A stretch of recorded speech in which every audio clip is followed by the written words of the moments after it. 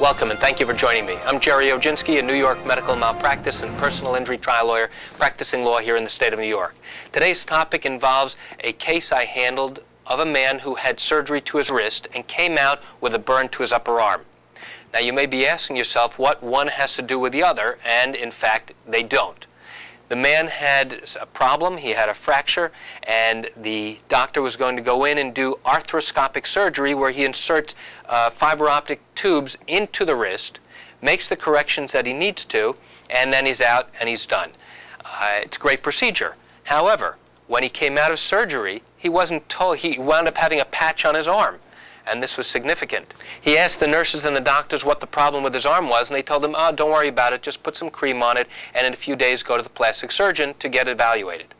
Well, he followed their instructions, and a few days later went to the plastic surgeon, took the bandage off, and realized he had a third-degree burn to his upper arm. How could this have happened? So the man came to me and started asking questions. He wanted to know, how could this happen? Nobody was giving him straight answers. And that's typically how a client will come into our office. The lack of communication that goes on between the doctors, the nurses, and the patient is often what drives a patient to our office. It was only through obtaining the doctor's records was I able to learn that during the course of the procedure, a device that was being used in the procedure had inexplicably been left on the patient's shoulder and burned through his arm. And it wasn't until after the surgery was over and they were cleaning up and removing all the drapes did the doctor realize that he had suffered a significant burn to his arm. But instead of coming right out and telling the patient, look, I'm sorry, this happened to your arm, we're going to do everything possible to take care of it, they basically, literally, covered it up, told him, don't worry about it, it'll be fine, just go to a plastic surgeon and get checked.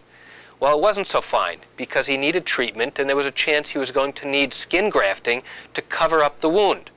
Luckily for him, he didn't need it ultimately, but he had to go for a lot of treatment to the plastic surgeon, and it created a lot of aggravation and a lot of problems for him.